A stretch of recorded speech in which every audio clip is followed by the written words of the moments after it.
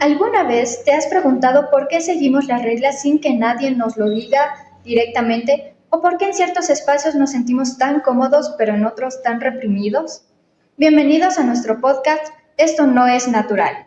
Yo soy Simone y hoy con Nayeli veremos lo que son las instituciones.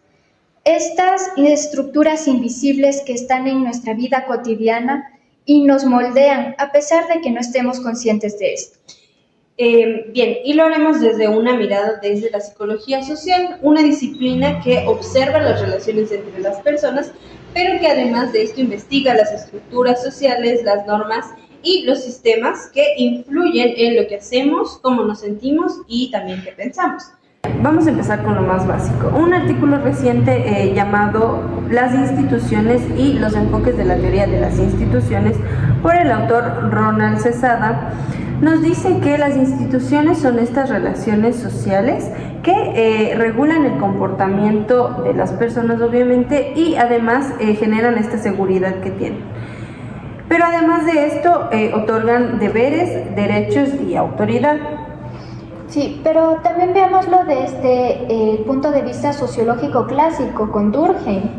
Él nos dice que estas instituciones son hechos sociales, es decir, son las formas de actuar, de ver, de sentir, que están por fuera del individuo, pero que aún así lo condicionan, crean esta fuerza coercitiva sobre él. Además de que, en otro de los artículos justamente llamado Teorías conservadoras y teorías críticas en las instituciones sociales por el autor Jorge Vergara, este autor propone una crítica justamente a lo que acabas de mencionar, ¿no? En donde dice que muchas veces al hablar de instituciones no nos fijamos en el verdadero significado que tienen estas. Entonces él durante toda su obra las nombra como significantes flotantes, en donde únicamente las instituciones tienen la función de llenar estos vacíos únicamente porque están ahí.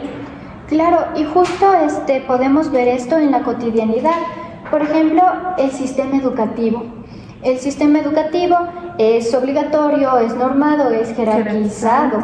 Entonces, tomemos en cuenta que esto condiciona la vida del ser humano desde la infancia. Ahora, siguiendo esta misma línea, Goffman nos dice en su libro de Internados, nos habla de estas instituciones totales, que nos dice que son estos espacios cerrados como cárceles o los hospitales psiquiátricos, en los cuales las personas viven bajo el mando de una sola autoridad con rutinas impuestas, con horarios y con reglas estrictas. Claro, y justamente observamos de esto en los reos, ¿no? Cómo se les encierra, se les controla el tiempo, se les controla lo que dicen. Incluso es interesante ver cómo les ubican en estos espacios, ¿no? Y claro, observamos la crisis carcelaria que vive el país y podemos ver que bajo el control institucional ha perdido totalmente el control, en donde más allá de buscar la rehabilitación de los reos, lo que hacen es aliarse a unas nuevas organizaciones que vendrían siendo estos grupos delictivos, pandillas que hay dentro de las cárceles, que terminan siendo mucho más violentos que el mismo poder institucional. Sí, es cierto, pero también tengamos en cuenta que tienen resistencia. Como Goffman nos habla del ajuste primario y el secundario, justo se ve en esto. No sé si has visto que en algunas cárceles de nuestro país hacen murales, hacen grafitis, también rapean, hacen poemas, pero algo que me impresiona mucho es que construyen sus propias normas de convivencia. Estas son formas de preservar su identidad que se les está siendo quitada por una estructura que busca homogeneizarlos y reducirlos a simples números. Y pues si bien hablamos de esto, tomemos el caso de la mega cárcel de El Salvador, la SECOT. La SECOT, claro que fue inaugurada en el 2023, me parece, por el gobierno de Bukele. No, el mismo que se mantiene hasta ahora. Sí, en el que se busca albergar a más de 40,000 reos que están ahí por estar asociados o pertenecer a pandillas. Pero recordemos que la mayoría están dentro sin un proceso judicial claro. Y fíjate que además de esta cárcel trabaja bajo una lógica extremadamente rígida, en donde hay una vigilancia constante, hay aislamientos, hay castigos severos, además de que no les dejan ver a sus familiares. Y hablando específicamente de lo que tú mencionaste, es que los servicios legales son totalmente irregulares y en muchos casos inexistentes, entonces los dejan a la de Dios. Además de que son espacios totalmente cerrados, no hay ventanas, no les dan una cama como tal, aparte de que en una celda pueden meter a más de 50 personas. Entonces claramente observamos el verdadero significado de una institución total, como lo dice Goffman. Claro, y mira, aquí podemos ver una controversia. Si bien el discurso oficial que ofrece el gobierno de Bukele ante la sociedad es que esto es una medida necesaria para poder controlar o combatir el crimen y la violencia, también hablemos de que organizaciones internacionales como la misma ONU se han parado a decir que esto es una forma deshumanizante. Todo lo que nos cuenta es esta estructura. Imagínate que ni siquiera tienen los derechos básicos. Es una cárcel que no solo contiene a la persona, sino también contiene a la mente. Y esto va a ser a través del miedo. Y esto nos lleva a preguntarnos cuánto poder estamos dispuestos a darle a una institución por una llamada seguridad. Claro, es sumamente importante, pero bueno, también tenemos la postura de otro autor que es Michel Foucault, quien en su libro de Vigilar y Castigar nos habla de cómo el poder en las instituciones no solo se puede ejercer a través del castigo físico, sino que también a través de la vigilancia. Él en su obra utiliza el término del panóptico, que este básicamente consiste en observar a los demás, pero los demás no saben cuándo les están observando, lo que obviamente les pone en una situación de autocontrol. Claro, y esto no solo lo vamos a ver en las cárceles, sino también en la vida cotidiana, en las escuelas, en las oficinas, en los hospitales. Mira, incluso en las calles ahora es tan normal estas cámaras de seguridad, que no solo venden esta idea de seguridad, sino que también da esta impresión de estar en constante vigilancia, que te están mirando.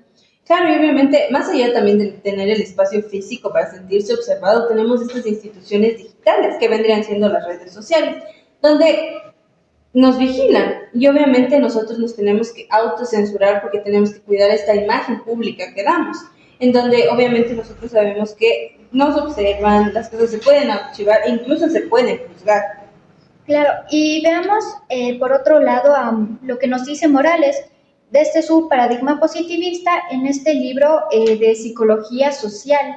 Él nos habla de cómo las instituciones se van a relacionar con este comportamiento colectivo, estos movimientos sociales, y nos dice que la psicología social necesita estudiar estos comportamientos colectivos para poder entender la evolución del cambio social. Claro, es cierto, pero también no se puede negar que estos mismos movimientos sociales necesitan de la psicología social porque se necesita entender esta identidad colectiva que tenemos entre todos.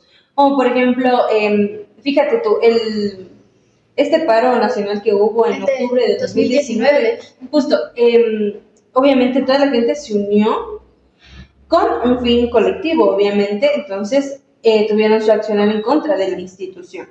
Claro, justamente con este ejemplo, Morales nos mencionaba que existen estas dos teorías de la privación relativa y la identidad social, que justo hablando de esto se ve en el levantamiento indígena, esta identidad cultural que se convierte en ese motor de acción frente a un sistema que históricamente los ha marginado a estos pueblos originarios.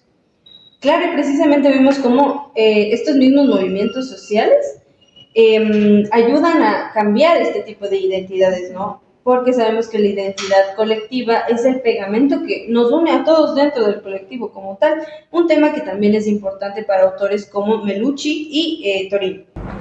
Así es. Entonces, para finalizar, ¿con qué nos deja esto?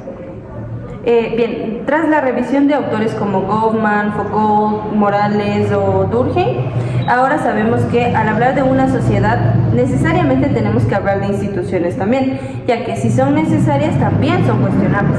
Además de que tenemos que ser conscientes de que si nos protegen también nos pueden oprimir. Y desde la psicología social, esta que nos brinda herramientas para saber cómo funcionan estas instituciones, para saber cómo cambiarlas y cómo transformarlas. Porque sí, las instituciones cambian, pero cambian con nosotros. Y justamente por eso, realmente la verdadera pregunta aquí es, ¿qué instituciones queremos construir? Sí, unas instituciones que sean injustas, sigan perpetuando violencias, injusticia social, o unas que abracen la diversidad, el respeto y la justicia social como tal. Con esas preguntas cerramos el capítulo de esta semana. Muchas gracias por escucharnos y recuerden, las instituciones están en todos lados, pero sobre todo están en nuestras manos. No nos acostumbremos a la injusticia solo porque es natural.